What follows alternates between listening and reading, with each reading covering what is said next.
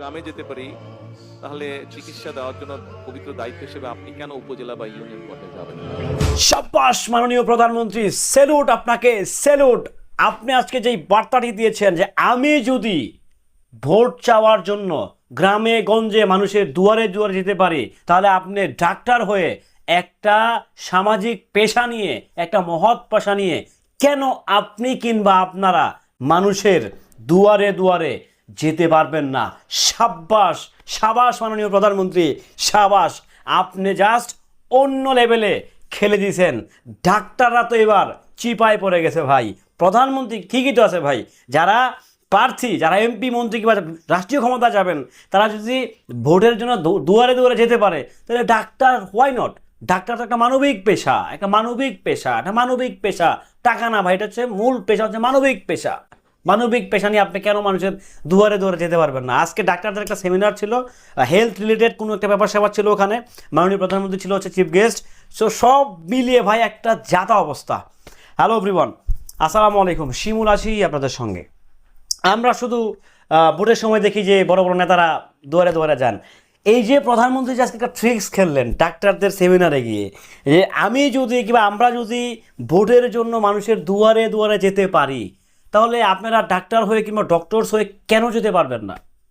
সত্যি তো ভাই, ডাক্তারি পেশা হচ্ছে, এটা এমন একটা পেশা ভাই, হায়াত মতন মালিক তো ডেফিনেটলি আল্লাহ পাক, তার উপরে আর কোনো হাত নাই। তারপরেও যদি অসুখ বিসুখ কাইটা গেছে, ঘাও হয়ে গেছে, জ্বর হয়ে গেছে, মানে যেই অসুখগুলো থাকে, যে ব্যাকটেরিয়াগুলো শরীরে হচ্ছে হিট করে, সেগুলোকে প্রতিরোধ করার জন্য আল্লাহ পাকের অশেষ রহমতে ডাক্তাররা কিন্তু উছিলা ওই সময়টায়। সো তাদের একটা মহৎ পেশা। সো এই পেশাটা নিয়ে কিন্তু তাদেরকে হচ্ছে মানুষের দুয়ারে দুয়ারে যাওয়া উচিত।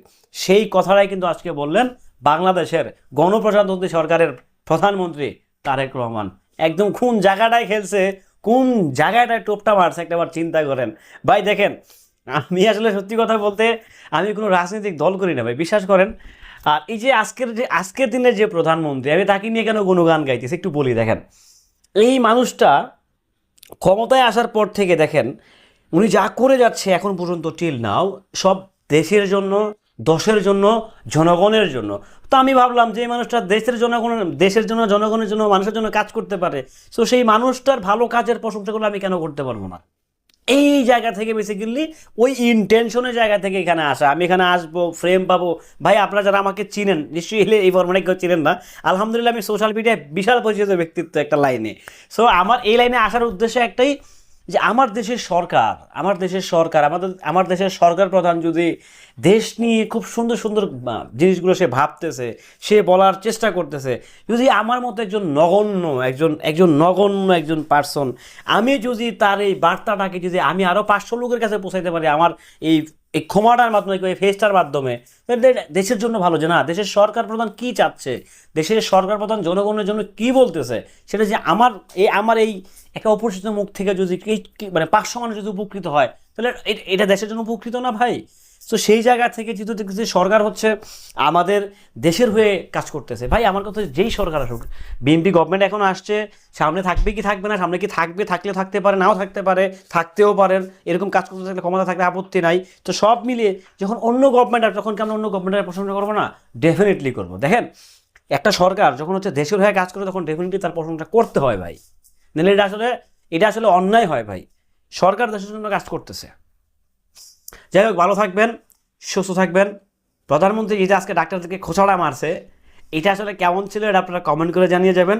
নিত্য নতুন আপডেট পেতে কিন্তু সঙ্গেই থাকবেন। আমি ভাই সত্যি কথা মাননীয় প্রধানমন্ত্রীর ডাই হার্ট ফ্যান হয়ে গেছি ভাই। এই কথাটা শোনার পর কথা কিন্তু বাস্তব ভাই, যে আমি যদি ভোটের জন্য যাইতে পারি মানুষের দুয়ারে দুয়ারে, তাহলে আপনি কেন না ভাই? আপনি তো একটা মহৎ পেশা নিয়ে আছেন। যাই হোক, ভালো থাকবেন, সুস্থ থাকবেন। আল্লাহ হাফেজ।